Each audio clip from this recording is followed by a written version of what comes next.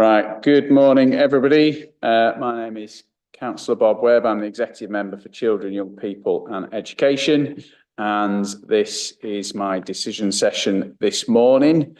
I am flanked by council officers who, when you speak, you could introduce yourselves and your job role. That will be very, very helpful. First item on the agenda is declarations of interest. Nothing new, but for transparency, it is worth saying I am a school teacher. It's on my register of interests at Archbishop Holgate School. That is part of Pathfinder Academy Trust. Therefore, whilst any decisions I make today, it doesn't really affect what Pathfinder Trust may or may not do. It's worth making that point clear. And of course, on term dates, I am essentially looking at term dates that could affect my own holiday dates, but as it's clear, it doesn't affect me any more than it affects many other people because it is in line with other authorities. And again, it could be that a trust decided to make their own decisions anyway. So, but there we go. That is a declaration of interest of sorts, just as I did last year as well. Second item on the agenda is the minutes of the previous meeting. Does anybody have any concerns about the accuracy of those minutes? They were taken on the 3rd of September, linked to the local offer for care leavers. No? Okay, then I'll sign those minutes now. Just them to Reese. There we go. Thank you very much. Item 3 on the agenda is public participation. We've had no speakers register in public participation. I have had some communications with a member of the public regarding the admissions arrangements, specifically talking about the government's introduction of VAT on private schools and thoughts around how that would affect the admissions arrangements for York, for state schools.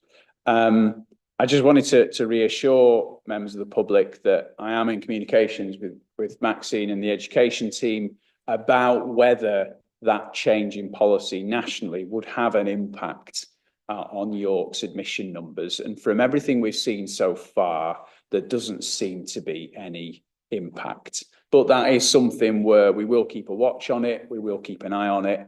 And if there is any change over time, of course, then that will be reflected in admission numbers. But in reality, it doesn't seem to be having an effect so far. So I'm going to move on to item 4. And Rachel, you're going to introduce this item. This is admissions arrangements for the 26-27 school year. Thank you, Bob. So my name's Rachel White. I'm the school admissions manager. I'm going to go through the report that we have here. I shan't go through it word for word because it is a sizable report. I shall just pick out the key and the pertinent points. So the coordinated admission schemes and arrangements for 2026-2027 school year. The report seeks approval of the admission policies and published admission numbers for community and voluntary controlled schools, schools for whom City of York Council is the admission authority. It seeks approval of the coordinated admission schemes for the City of York area, again for which the City of York Council is the admissions authority. And it seeks a decision whether to support, not support, or remain impartial for any amendments of the admission arrangements for multi-academy trusts, as multi-academy trusts are their own admission authority and will be going through a similar determination to ourselves. So the benefits of the admission consultation and decision making is to ensure that the local authority are fulfilling our statutory duty to provide school places for children residing in the city and our sufficiency requirement. The main risk of some of the proposals and the requests being made for the Academy Trusts, who are their own admission authority, we can only support or choose not to support their proposals. Ultimately, the decision is their own and not City of York Council. Under the terms of the Education Act 1996, the local authority has a statutory duty to ensure that sufficient places are available for every child of school age to promote diversity, parental choice, and high educational standards within the city. So the recommendations and the reasons, the executive member, yourself, is recommended to approve, accept and support the proposed changes to the admission arrangements for September 2026, based on the information provided in with regards to place planning in particular. This is to ensure that the City of York Council continue to meet the statutory duty. The duty of the admission authority is to carry out consultation every year on admission arrangements where admission arrangements have changed, or at least once every 7 years where they don't change. We choose within the city to operate a coordinated consultation with all of our multi-academy trusts every year, regardless of whether there are changes or not, for transparency.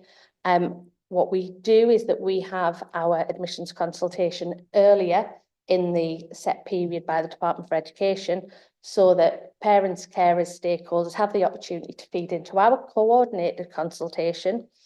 Those responses are passed on to the multi-academy trusts for consideration within their own consultation. So just allowing that greater access and that greater transparency.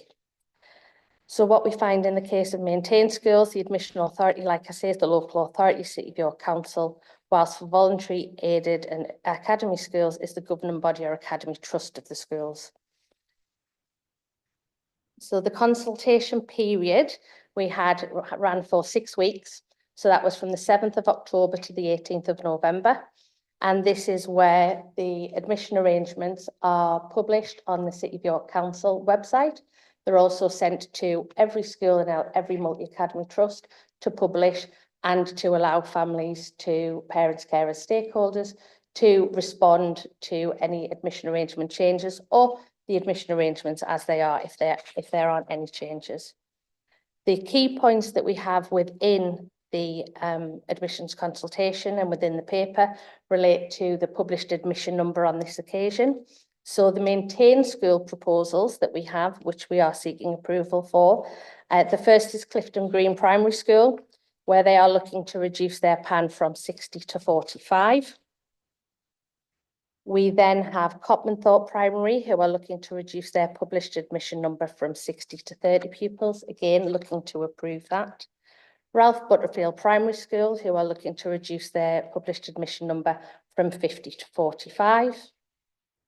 And then we have St Barnabas Primary School.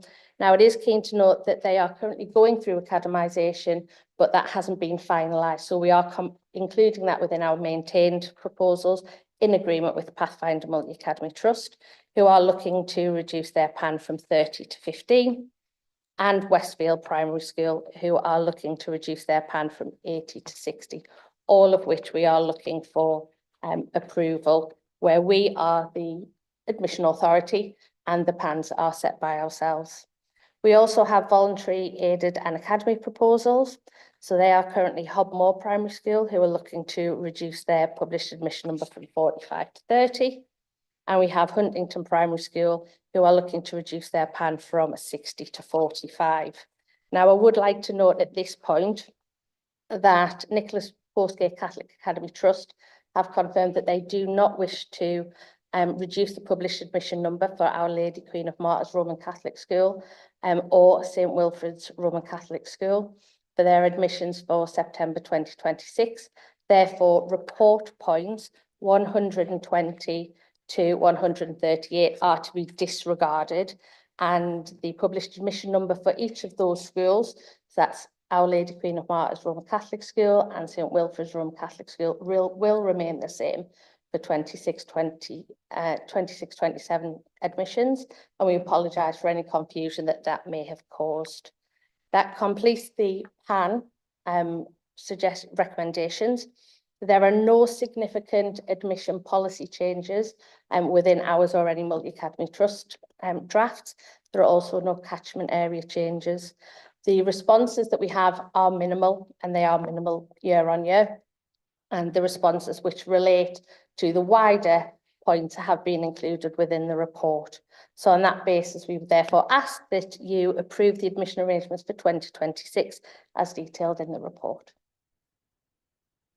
Thank you, Rachel. Very, very comprehensive as always, and thank you for the work you put into this, because it is a big body of work. it's a tough job because you're not just organising things for the City of York, but you've got to keep an eye on what's going on with the various different other education bodies out there in the city, and it's a challenge, but well done. Does anybody else have anything to say on this? No? Maxine? No, the only thing that I would say is that there is a commitment from the schools, if there are any significant changes in numbers due to future housing developments, that they are committed to raising their pans again to accommodate those children as they come through. Thank you. Yeah, I mean, it is worth noting, obviously, that the schools that we're looking at, there's not one that's increasing their pan. Everyone is reducing their pan as the birth rate has fallen. But with housing developments, with the local plan, with additional building in and around the city, one would imagine that in certain places, those pan in the future years may well go back up again. And that's a really positive thing. And I know that our schools would be very, very happy with those changes. So the only thing I wanted to say about Nicholas Postingate Catholic Academy Trust is, again, I'll echo sort of the apology that Rachel's made there, but what I would stress is the importance of communication between City of York Council and the various different education organisations in the city, but also beyond the city, because I think, you know, we must remember that the base of Nicholas Postingate is in Middlesbrough. And I think, again, that makes things a little bit more difficult to manage. So it's just a request to maybe make note of that. We ask the different trusts to make sure that they are reading everything and checking everything so that we can do our jobs as best we can, because I think it's important we get it right first time. I have to make a decision, so I'll read out the recommendations that I have to make a decision on, and then I'll do that. So the first one is at paragraph 25. The recommendations in this report being prepared following a consultation with schools and others. The executive member can approve, reject, or modify the proposal relating to the community and voluntary controlled schools contained in this report and attached annexes. So I'd like to approve those changes. And then the following point is at paragraph 26. The executive member may also choose to support, or if objecting, may raise a statutory objection to voluntary aided and academy schools admissions arrangements. Though these bodies will have undertaken a parallel process of determining their arrangements since the consultation closed, and therefore some may have already formally determined their arrangements. Well, I'm happy to support the decisions. Okay. So that brings that item to a close, and then I'll move on to item 5, which is the term dates for the 26-27 school year. Over to you again, Rachel.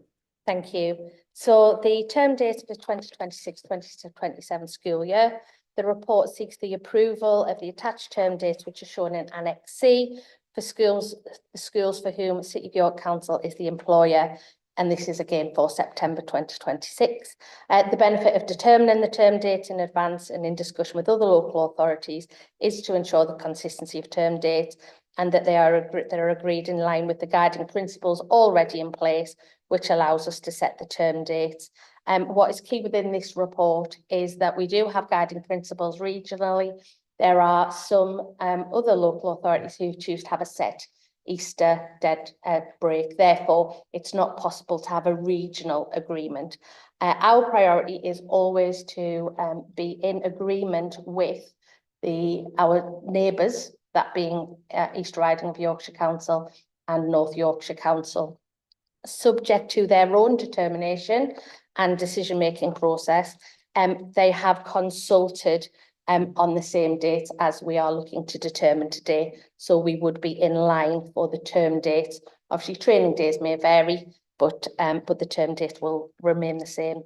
Again, we had a consultation period with all schools between the 14th of October and the 15th of November of last year. There were no responses with regards to the term date. Therefore, we would look to approve the term dates provided in Annex C to continue to follow the guiding principles of setting term dates regionally and where possible, subject to their own determination, align term dates with our bordering local authorities. Thank you, Rachel. Anybody else got anything to add? No? Thank you. Yeah, I think there's a couple of things in there. Firstly, let's make note of the fact that on Monday, last Monday, the maintained primary schools had their first joint training day. And one of the parts of this is talking about training days. And I think that's an absolutely fantastic thing to happen, that our community schools coming together to really, really work on what is going to sort of benefit those young people the most. So thank you for your work on that, Maxine, in helping to organise that. Yeah, and they've already confirmed that they want to do the same thing next year. So having that notice about the term dates is actually helpful for them. Thank you, because I think it's a really positive step.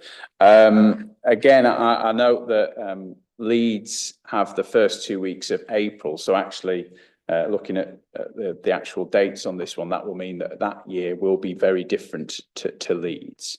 There are actually economic benefits to York for that, with that difference, because of course it means that there is our own Easter holidays, but then an entirely separate one for Leeds. And I know that last year that was a request from the economy team in York Council that we looked at that. So there are benefits to it. There are also drawbacks. I think the idea of having more standardised term lengths is a real positive for young people. And personally, I think that will be something that I'd like us to look into. Maybe not commit to, but I do think it's something that we should look at and see what North Yorkshire and East Riding are looking at, because I recognise that it's a big beast to mess around with. Okay. In terms of decisions on this, there are 3 options that have been put before me. Paragraph 25, option 1 is to approve the term dates provided in Annex C and continue to follow the guiding principles of setting term dates regionally and where possible align the term dates with our bordering local authorities. Option 2 is to not to approve the term dates and fail to set term dates which could be contrary to section 32 of the Education Act 2002, and the local authority shall determine the dates when the school terms and holidays are to begin and end. Or option 3 would be to determine different term dates. However, this would deviate from the regional guiding principles and be less likely to mirror our bordering local authorities. So I assume option 3 is me sort of picking numbers out of my head, really. So I'm not going to do that one. I'm going to go for option 1, which is to approve the term dates. Okay. I've not been notified of any urgent business. Reece, have you been? No. In that case, I draw this meeting to a close. Thank you very much.